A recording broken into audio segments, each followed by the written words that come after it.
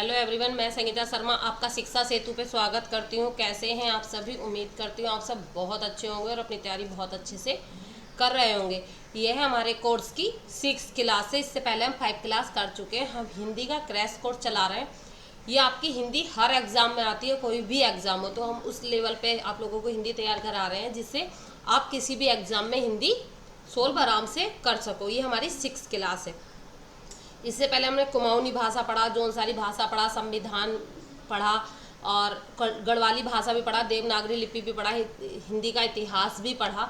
उसके बाद हमने स्वर पढ़ा, स्वर के प्रकार पढ़े, जीभ के आधार पर और मुंह के आकृति के आधार पर, मात्राओं के आधार पर हमने स्वर पढ़े। आज हम व्यंजन पे आए हैं। आज हम व्यंजन शुरू करेंगे। स्वर क्या होता है? स्वर होता है जब हम किसी भी शब्द को स्वतंत्रता से बोल सकते हैं, बिना किसी अवधान के बोल सकते हैं, उसे हम स्वर कहते हैं। वही व्यंजन आपका क्या होता है? व्यंजन है आपका 1 मिनट। क्या है व्यंजन?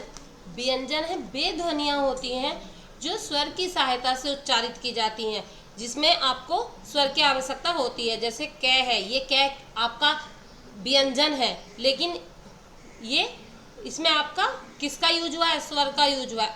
ये देखो ऐसे, ये है खाली, बिना इसके यूज के ये आपका आधा रह जाता है। तो स्वर की सहायता से उच्चारित की जाती है और जिनका उच्चारण करते समय वायु का प्रवाह किसी अंग विशेष से अवरुद्ध होता है।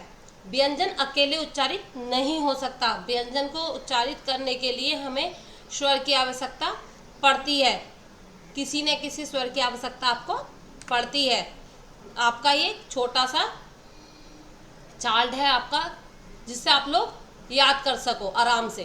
क्या? वर्णमाला। वर्णमाला को हमने 2 भागों में बांट दिया। हमने नहीं, मतलब बांटा गया है 2 भागों में। पहला आपका स्वर है, दूसरा आपका व्यंजन है। स्वर को आपका मात्रा के आधार पर है। ये जो इसमें दिखाया हुआ है चार्ट में, ये आपका मात्रा के आधार पर है। किसके? मात्रा के आधार पर।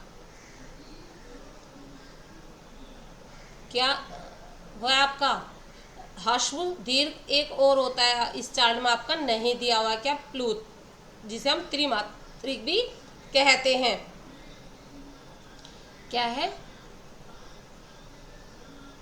आपके ह्रस्व में 4 वर्ण आते हैं, जिनमें जिसे हम एक मात्रिक कहते हैं। ए, ई, ऊ और ऋषि। दीर्घ में आपके 7 वर्ण आते हैं। प्लूत, जिसे हम बहुत देर तक बोल सकते हैं, जैसे राम। जब हम किसी को आवाज़ मार रहे होते हैं, कोई रो रहा होता है, ये जो साउंड होते हैं ये आपके प्लूत में आ जाते हैं। व्यंजन को 5 भागों में बांटा। स्पर्श, अंतस्थ, ऊष्म, आगत और संयुक्त। इन सबको भी हम पीछे डिटेल में पढ़ेंगे। इस आगे हम सबको पढ़ेंगे। का, खा, गा, घा, ड़ा। स्पर्शी व्यंजन जो आपके 5 वर्ग हैं, 5 वर्ग आपके स्पर्शी व्यंजन में आ जाते हैं। अंतस्थ में जो आपके आते हैं या, रा, ला और आपका बा आ जाता है। उसमें में जो आते हैं आपके सा, शा, सा और हा आ जाता है।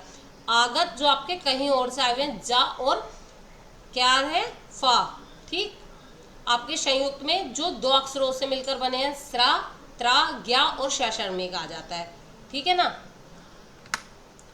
ये भी ऐसे ही जैसा आपका वो एक चार्ट है, ये भी आपका एक चार्ट है। स्पर्श व्यंजन है आपके 16, उसमें 4, अनुनासिक आपके 4 है, अंतस्थ व्यंजन भी आपके 4 हैं। ये आपके उच्चारण के आधार पर है। किसके?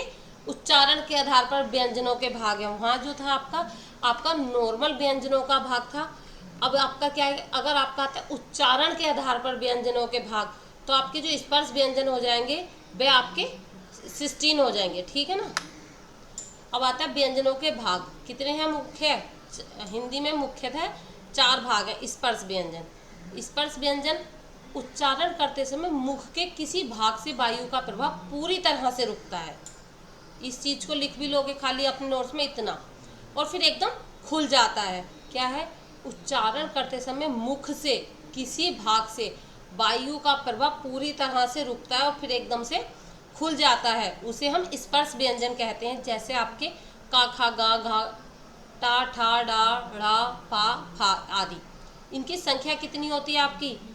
5 होती है। व्यंजनों की संख्या, स्पर्श व्यंजनों की संख्या आपकी 25 होती है। ये हो गई आपकी 25। इसमें 5 वर्ग होते हैं, कंठ, तालु, मूर्धा, दंत और ओष्ठ से ही आपके बोले जाते हैं। स्पर्श व्यंजनों की संख्या कितनी हो गई आपकी?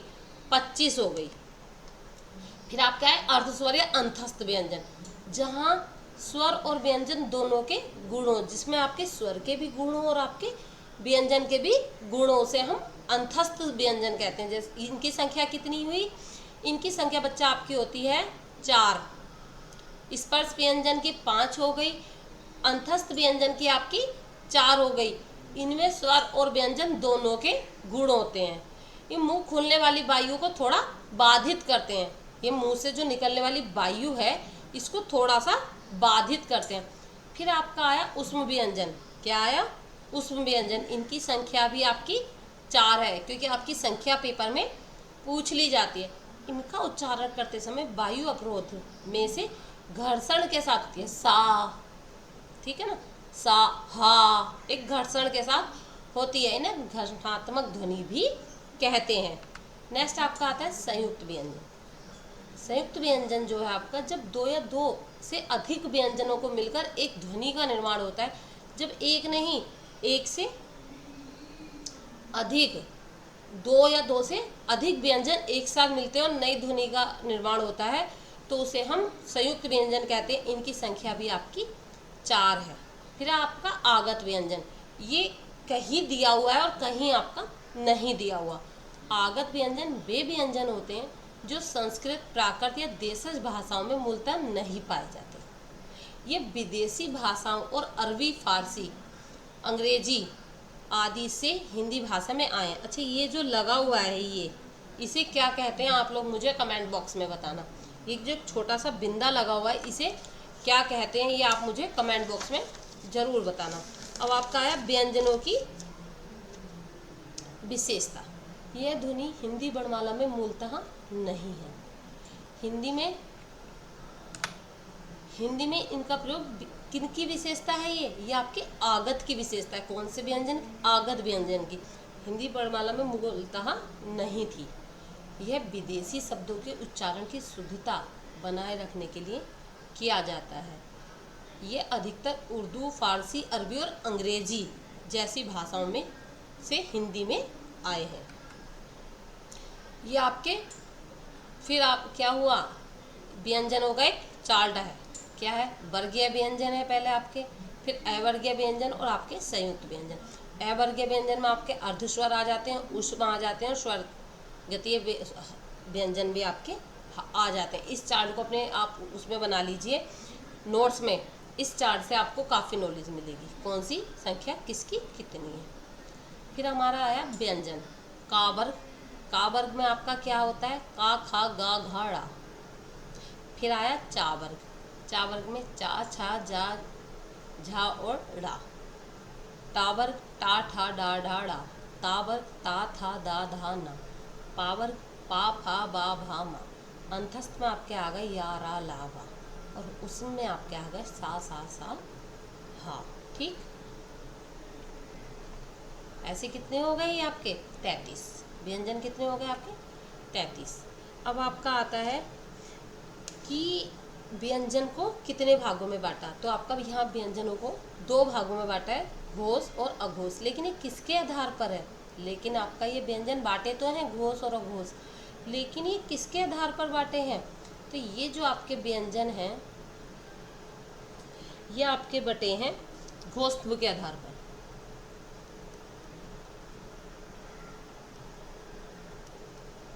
क्योंकि व्यंजन कई आधारों पर बटे हैं, सबके अलग अलग है। तो घोष के आधार पर पूछा जाता है तो घोष और अघोष। ए का मतलब क्या होता है? जैसे सत्य, असत्य है। ए का मतलब होता है नहीं। ए का मतलब क्या होता है आपका? नहीं। और घोष का मतलब होता है किसी चीज़ में कंपन होना। घोष का मतलब क्या होता है? कंपन होना। इसका मतलब हुआ अघोष का, जहाँ बोलते समय कंपन नहीं हो। जहाँ बोलते समय कंपन नहीं हो वहाँ आपके अघोष आ जाएंगे। सघोष में सा का मतलब क्या होता है आपका? सा का मतलब होता है किसी चीज़ के सहित। और घोष का मतलब क्या हुआ? कंपन, यानी कि कंपन के सहित या कंपन के साथ आपके ये आ जाते हैं।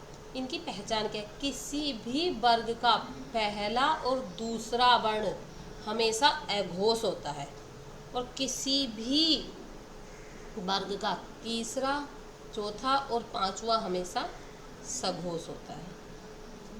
ठीक, किसी भी वर्ण का पहला और दूसरा अघोष होता है, तीसरा, चौथा, पांचवा हमेशा सघोष होता है।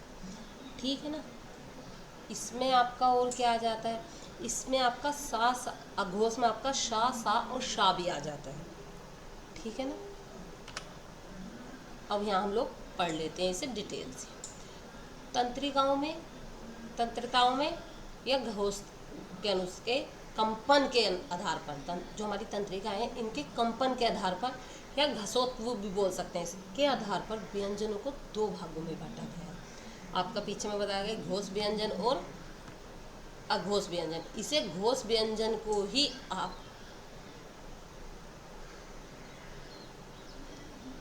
सघोष भी बोलते हैं। इसे घोष को आप सघोष। इस व्यंजन में उच्चारण में स्वयं स्वर तंतु में कंपन होता है। सघोष मतलब सहित, घोष मतलब स मतलब सहित, घोष मतलब कंपन। तो इसमें आपका कंपन होता है।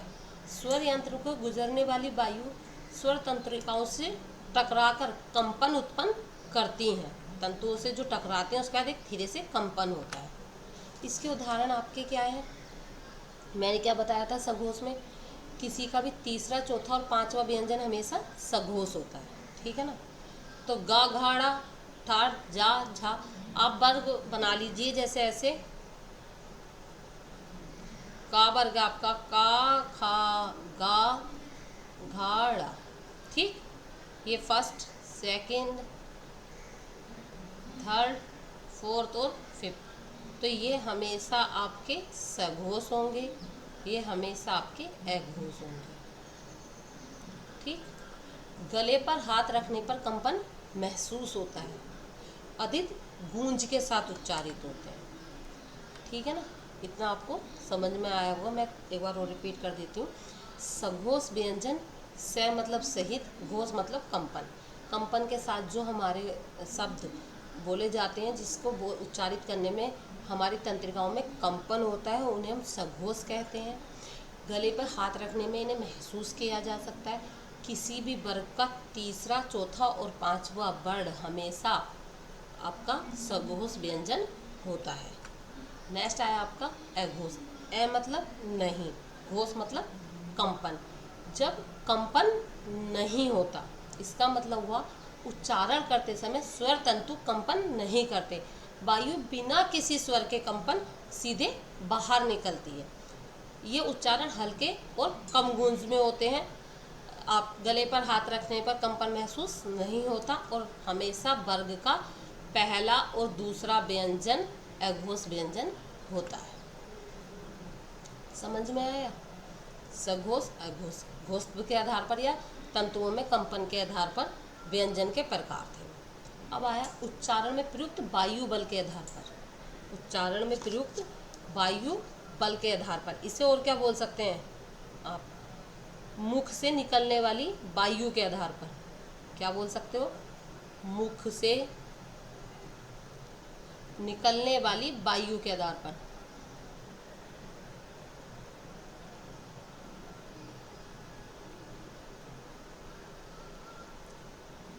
या आप क्या बोल सकते हो? प्राणत्व के आधार पर।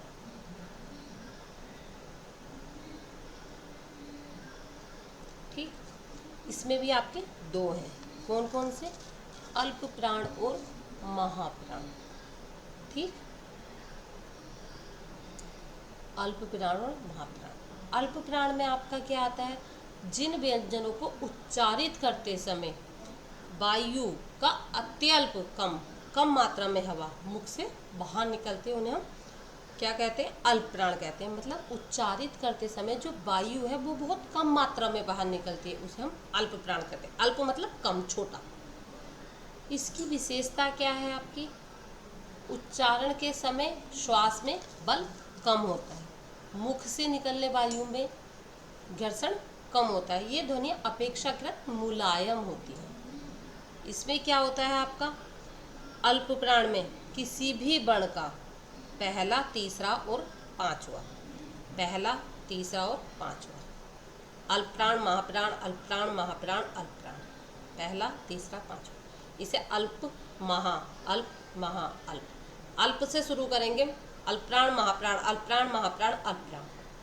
ठीक, हाथ पे इस तरीके से का, खा, गा, घा, ड़ा।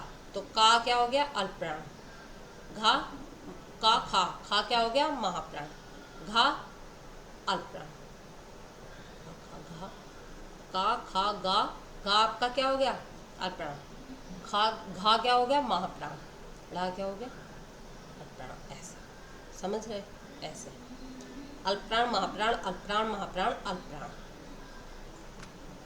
याद रखने की ट्रिक, जो व्यंजन विनय है के स्पष्ट ध्वनि से उच्चारित होते हैं अल्पप्राण कहलाते हैं। आपके बाद आता है, आपके पास क्या आता है? महाप्राण। जिन व्यंजनों को उच्चारित करते समय श्वसन का अधिक बल, अधिक मात्रा में हवा मुंह से बाहर निकलती है, उन्हें हम महाप्राण कहते हैं। उच्चारण के समय वायु अधिक बल से बाहर आती है, हवा में घर्षण से अधिक तीव्र ध्वनि निकलती है। ये अपेक्षाकृत तीव्र होते हैं। खा, का के बाद क्या आया था? खा, गा के बाद घा। तो खा और घा क्या हो गए आपके? महाप्राण हो गए। पहला, तीसरा, पांचवा हमेशा अल्प प्राण होते हैं, दूसरा और चौथा हमेशा महाप्राण होते हैं। याद रखने की ट्रिक, व्यंजन है कि स्पष्ट ध्वनि के साथ उच्चारित हो वे महाप्राण होते हैं। जैसे कै और ख को बोलते समय ख में हवा का जोर ज़्यादा लगता है। ये आ गया अल्पप्राण, महाप्राण, अल्पप्राण, महाप्राण, अल्पप्राण। इस तरीके से याद रख सकते हो ट्रिक्स। ये आपकी ट्रिक है, अपनी को नोटबुक में आप लोग नोट कर लेना। अल्पप्राण, महाप्राण, अल्पप्राण, महाप्राण, अल्पप्राण, महाप्राण, अल्पप्राण, महाप्राण, अल्पप्राण। या इधर से शुरू कर लो या इधर से, आपकी मर्जी। ये दोनों अल्पप्राण है, ये अल्पप्राण है और ये दोनों महाप्राण है। अब आता है वर्णों का उच्चारण स्थान। अब क्या आता है आपका? वर्णों का उच्चारण स्थान। कहने का मतलब उच्चारण स्थान के अनुसार वर्णों का विभाजन। ये आपकी चित्र है, आप इसको भी देख सकते हैं। फिर आपका ये आ गया, एक छोटा सा चार्ट दिया गया है। इसमें आपका कंठ, तालव्य, दंत और ओष्ठ में क्या क्या आते हैं आपको सारा दिया है। पहला आता है आपका कंठ। यह मुख पथ का सबसे गहरा भाग है, जिसे गला या ग्रहणी भी कहा जाता है। यह ध्वनि तब बनती है जब हवा स्वर यंत्र और गले के पीछे के हिस्से से गुजरती है। इसमें आपका क्या आ जाता है? इसमें आपका का वर्ग आता है। क्या आता है? का वर्ग आता है। लेकिन का वर्ग आपका पूरा कंठ में आ जाता है। ठीक है, भी इसी में आ जाता है। ए, आ, अंग और अंघा भी आपका इसी में आ जाता है। इसकी विशेषता क्या है आपकी? इसकी विशेषता यह है कि ये भारी, गंभीर और गूंजदार होता है। कंठ के कारण बनने के कारण इन्हें गंभीर ध्वनि समूह कहा जाता है। कौन सी ध्वनि समूह कहा जाता है? गंभीर ध्वनि समूह भी कहा जाता है। फिर आपका आता है तालु या तालव्य। यह मुख के ऊपरी भाग में स्थित कठोर तालु है, जो दांतों के पीछे की छत होती है। आप समझ सकते हो ये ऊपर। जब जीभ का अग्र या मध्य भाग तालु से सटता है या उसके पास आता है, तब तालव्य ध्वनि उत्पन्न होती है। इसमें आपका क्या आ जाता है? चा वर्ग आ जाता है। ठीक, इसमें आपका चा वर्ग आ जाता है। ध्वनि अपेक्षाकृत तीव्र और स्पष्ट होती है। बोलने में तालु की क्रिया अधिक सक्रिय होती है। किस चीज़ का यूज सबसे ज़्यादा होता है? तालु का। संस्कृत व हिंदी में तालव्य ध्वनि माध्यम स्वभाव की, मध्यम स्वभाव की मानी जाती है। जैसे आपकी शुरू में कंठ था, कंठ आपका गंभीर ध्वनि समूह माना जा रहा था। उसके बाद आपका तालव्य आई, आपका मध्यम स्वभाव का माना गया। उसके बाद आया आपका दंत। यह वह स्थान होता है जो जीभ की नोक ऊपरी आंतरिक दांतों को छूती है। अब बाहर से तो हम कोई अक्सर बोलते समय ऐसे थोड़ी छूती है, ऐसा थोड़ी होता है, अंदर से छूती है ना, आंतरिक दांतों को छूती है। जब हवा एक सहयोग से बाहर निकलती है तो दंतीय ध्वनि बनती है। इसमें आपका ता वर्ग आ जाता है। ला और सा भी इसी में आ जाता है। ता वर्ग आपका पूरा इसी में आते हैं। नेक्स्ट आया इसकी विशेषता। यह ध्वनियाँ स्पष्ट, तीव्र और स्पर्श के आधार पर निर्मित होती हैं। संस्कृत हिंदी में इनका प्रयोग सबसे सामान्य और व्यावहारिक है। नेक्स्ट आपका आता है ओष्ठ। ओष्ठ मतलब होठ। उच्चारण स्थान होठों से जुड़ा होता है। दोनों होठ के मिलते हैं या उन्हें संकीर्णता आती है तो यह ध्वनि उत्पन्न होती है। प्रमुख वर्ण आपका पा वर्ग आ जाता है और स्वर में जो है आपके ऊ, ओ और औ आ जाता है। अब बोल के देख लो ऊ, होठों के बिना थोड़ी ऊ बोल दोगे, नहीं निकलेगा। होठों की गति प्रमुख होती है। मुलायम और सौम्य स्वरूप में इसका आपका माना जाता है। ठीक। ओष्ठीय ध्वनियाँ अक्सर मुख की गोलाई बढ़ाकर बोली जाती है। मुख की गोलाई को बढ़ाकर बोली जाती है। कुल मिलाकर लास्ट निष्कर्ष क्या मिला? कंठ गले से भारी ध्वनि है। तालु जीभ और तालु के स्पर्श के दिया है। दंत आपका जीभ की नोक और दांत का है। ओष्ठ आपका होठों का संयोग। अब आपके क्वेश्चन है, मुझे जहाँ तक उम्मीद है आप लोगों को समझ में आया होगा। ठीक है ना। आपका पहला क्वेश्चन है, हिंदी वर्णमाला में कितने व्यंजन होते हैं? आपके 33 व्यंजन होते हैं, 35 व्यंजन होते हैं, 37 व्यंजन होते हैं, आपके 39 व्यंजन होते हैं। कितने होते हैं? तो हिंदी वर्णमाला में कुल कितने व्यंजन होते हैं? आपके 33 व्यंजन होते हैं। 35 नहीं होते, 37 नहीं होते, 39 आपके नहीं होते। इनमें से कौन सा वर्गीय व्यंजन नहीं है? वर्गीय व्यंजन आपका नहीं है। तो आपका फै, चा वर्गीय, ता वर्गीय, का वर्गीय बोलते हैं ना, हा वर्गीय व्यंजन नहीं है। कंठीय ध्वनि किस स्थान से उत्पन्न होती है? जिह्वा मूल से, ओष्ठ से, नासिका से या कंठ से? तो कहाँ से उच्चारित होती है कंठीय? आपकी कंठ से उच्चारित होती है। इसमें कौन सा वर्ग आता है आपका? का वर्ग आता है। का वर्ग में क्या क्या आता है आपका? का, खा, गा, घा, ड़ा। ठीक है। फिर आपका है णा, किस वर्ग में आता है? णा जो है आपका वो किस वर्ग में आता है? कंठ, तालु, मूर्धा, दंत, ओष्ठ। तो किस में आता है आपका? ढ़ा, ये वाला ढ़ा, ये आपका तालव्य में आता है। किस में आता है बच्चा? तालव्य में आता है। नेक्स्ट है, हिंदी वर्णमाला में कितने वर्गीय व्यंजन हैं? 20, 25, 15 या 30? उच्चारण स्थान के अनुसार नहीं पूछा किसी ने, नॉर्मल आपसे पूछा है हिंदी वर्णमाला में कितने वर्गीय व्यंजन होते हैं। तो हिंदी वर्णमाला में आपके 25 वर्गीय व्यंजन होते हैं। नेक्स्ट आपका आता है, इनमें से कौन सा अर्ध व्यंजन है? कौन सा अर्ध व्यंजन है? या, वा, ता, सा। अर्धीय व्यंजन मतलब जिनमें आपका स्वर और व्यंजन दोनों के गुण होते हैं। जब मैं अभी आपको पीछे समझा रही थी अर्धीय व्यंजन, तो मैं आपको समझा के आई थी। क्या है? या, रा, ला और आपका बा, यही होते हैं ना। सा किस ध्वनि किस स्थान से उत्पन्न होती है? सा ध्वनि जो है आपकी वो किस स्थान से उत्पन्न होती है? कंठ, तालु, मूर्धा या दांत? तो जीभ के अग्रभाग मतलब मूर्धा से उत्पन्न होती है। शा जो है आपका ये मूर्धा से उत्पन्न होती है। नेक्स्ट है, स्पर्श व्यंजनों की संख्या कितनी है? उच्चारण स्थान के अनुसार स्पर्श की व्यंजनों की संख्या कितनी है? देखो, इसकी संख्या आपकी 20 है। हालांकि कहीं 25 भी देखने को मिल रही है, कहीं 20 भी। इसे और हम लोग क्लियर करते हैं। है किस प्रकार का व्यंजन है जो है आपका किस प्रकार का व्यंजन है? कंठीय, तालव्य, आपका मूर्धा या दंतीय? क्योंकि आपका स्पर्श व्यंजनों की कुल संख्या खाली ऐसे पूछी जाती है तो 25 बताएंगे। उच्चारण स्थान से स्पर्श व्यंजनों की संख्या पूछी जाती है तब 20। मूर्धा, क्योंकि जो लास्ट के 5 होते हैं वो आपके अनुनासिक होते हैं, उन्हें आप का, कंठीय, तालु नहीं बोल सकते, वो आपके अनुनासिक वर्ग होते हैं।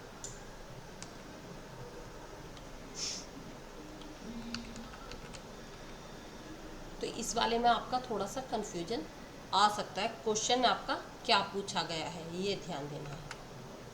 आपका नेक्स्ट है किस वर्ग का व्यंजन है? कंठीय, तालव्य, मूर्धा या दंतीय? तो आपका जो है आपका कंठीय व्यंजन है। नेक्स्ट आपका आता है व्यंजनों का उच्चारण करते समय स्वर ध्वनि का सहारा लिया जाता है। स्वर ध्वनियों का सहारा लिया जाता है, इसे क्या कहते हैं? स्वतंत्र उच्चारण, सहायक स्वर, स्वत उच्चारण या नासिक उच्चारण। इसे हम सहायक स्वर बोलते हैं। क्या बोलते हैं? सहायक स्वर बोलते हैं। नेक्स्ट है हमारा ण। देखो ण, एक ण आपका, एक ण आपका ये होता है, एक आपका ये होता है और एक आपका ये होता है। ये आपका का वर्ग में आ जाता है, ये चा वर्ग में आ जाता है और ये आपका टा वर्ग में आ जाता है। ठीक। कंठ, तालु, मूर्धा, ये आपका कहाँ से उच्चारित होता है ये पूछा गया है। तो ये आपका टा वर्ग में आ रहा है, तो ये आपका कहाँ से उच्चारित होता है? मूर्धा से। ये कि पहले ये सभी अधूरे हैं। पहली बात तो एक मिनट, ये क्वेश्चन अब सही हुआ है, अब सही हुआ है, अब ये सही हुआ है क्योंकि ये गलत हो रहा था। यह किन दो वर्णों से मिलकर बना है? जय प्लस नय, गय प्लस ये, जय प्लस नय या गय प्लस नय। तो ये आपका ज्ञ ज्ञानी जो बना है जय प्लस ऋण से बना है। नेक्स्ट आपका आता है ओष्ठ्य व्यंजनों को उच्चारण किस अंग की सहायता से होता है? मैंने बता भी दिया, दांत, तालु, होठ या गला। तो क्या है आपका? होठ। इसमें आपका पा वर्ग आ जाता है। क्या आ जाता है? पा वर्ग आ जाता है। पा वर्ग। नेक्स्ट हिंदी वर्णमाला में संयुक्त व्यंजनों की कुल संख्या समानतः कितनी मानी जाती है? 2, 3, 4 या 5? कितनी मानी जाती है? आपकी 4 मानी जाती है। ठीक। कौन कौन सी? ये प्लस ये और ये। शेष कक्षा वाला छा, त्रा, ज्ञा और आपका श्रमिक का शा। आपका त्रा जो है किन दो वर्णों से मेल से बना है? ये इसमें भी है ये मिस्टेक। हलंत, हालांकि टाइपिंग करते समय लगता नहीं है।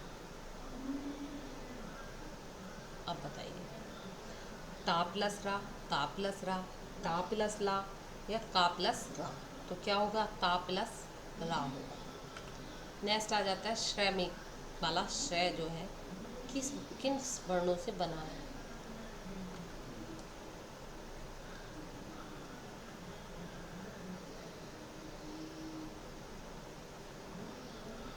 किन से बना है? सा प्लस रा से बना है। ण किस वर्ग का पंचमाक्षर है, मतलब 5वां वर्ण है? कंठ का, तालव्य का, मूर्धा का या दंत का? तो क्या है? कंठ का है। कंठ का है ना ये। किसका है? कंठ का है।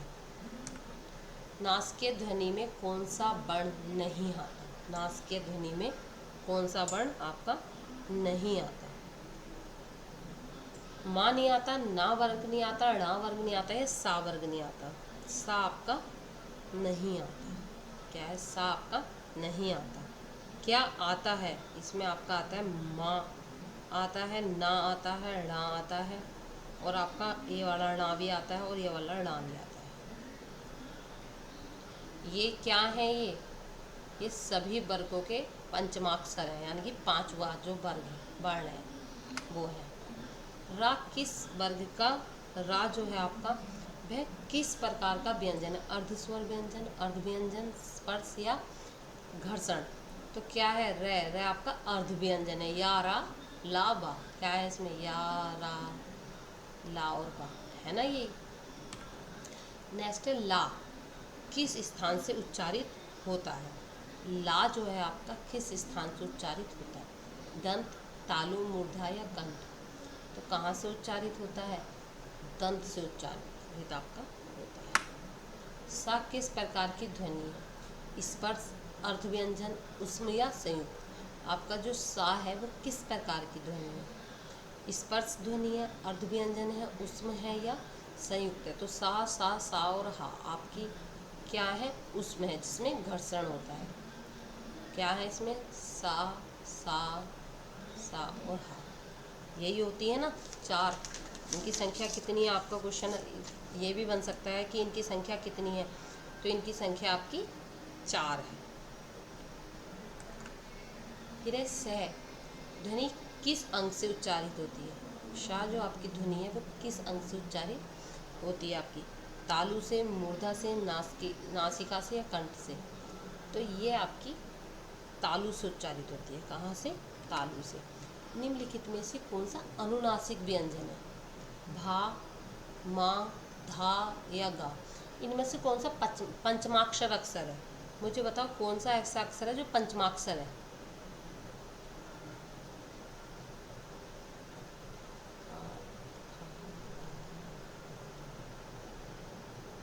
यही होती है ना। यह किस स्थान से उच्चारित होता है? यह जो है आपका किस स्थान से उच्चारित होता है? यह आपका अर्ध व्यंजन भी है, यह आपका अर्ध व्यंजन भी है, ठीक है। और उच्चारण स्थान क्या है इसका? उच्चारण स्थान इसका तालु है। क्या है? तालु है। नेक्स्ट है, हिंदी वर्णमाला में अर्ध व्यंजनों की संख्या कितनी है? 2 है, 4 है, 6 है या 5 है? कितनी है? अभी पीछे बता के आई हूँ, 4 है। कौन कौन सी है? यार, व्यंजन ध्वनि को कितने भागों में बांटा गया है? व्यंजन ध्वनियों को कितने भागों में बांटा गया है? ठीक है, कितने भागों में बांटा गया है? पीछे इसका मैंने आपको चार्ट भी दिया था। 5 व्यंजन ध्वनियों को क्या? स्पर्श, ऊष्म, अर्धव्यंजन, संयुक्त और अनुनासिक, ठीक है ना। ता किस वर्ग का व्यंजन है? कंठ, तालु, मूर्धा, तो क्या होगा? दंत। क्या है? मूर्धा, दंत, तालव्य या ओष्ठ? किसका है? दंत का है। कंठ, मूर्धा, तालु, है ना, दंतीय, ओष्ठ। तो किसका है? तावर्ग, दंतीय का है। भय किस प्रकार का व्यंजन है? आपका जो भय है वो कैसा व्यंजन है? ओष्ठीय है, तालव्य है, कंठीय है, मूर्धा? ओष्ठीय मतलब जो ओठों से बना जाता है। भा आपका ओष्ठीय व्यंजन है। ला किस प्रकार की ध्वनि है? अनुनासिक, ऊष्म, अर्धव्यंजन या संयुक्त? तो ये जो है आपकी अनुनासिक है। कौन सी है? अनुनासिक है।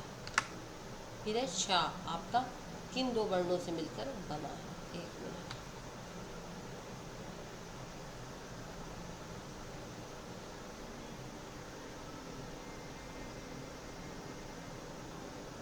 किन 2 से बना है? का और सा से। हमने आज व्यंजन पढ़ा, व्यंजन के हमने लगभग 30 क्वेश्चन भी किए। कल हम स्वर और व्यंजन, हमने अब तक जितना भी पढ़ा है हम उन सब का एक तरीके से टेस्ट लेंगे। लगभग 40 क्वेश्चन का हम लोग टेस्ट लेंगे। हमने इसमें हम संविधान के क्वेश्चन भी रखेंगे, कुमाऊं के भी रखेंगे, गढ़वाली भाषा भी रखेंगे, जौनसारी भी रखेंगे। मतलब अब तक हमने स्वर और व्यंजन भी रखेंगे। जितना पढ़ लिया उन सब का हम एक मॉक टेस्ट लेंगे, लगभग 40 क्वेश्चन का, ठीक है। तो आप लोग एक बार पढ़ के आइएगा, तैयार अपना करके देखते हैं कितने क्वेश्चन आप लोगों के सही होते हैं। आज की क्लास में आपके कितने क्वेश्चन सही हुए आप मुझे कमेंट बॉक्स में ज़रूर बताना, और आपको क्लास कैसी लगी ये भी मुझे आप लोग कमेंट बॉक्स में ज़रूर बताना। Thank you.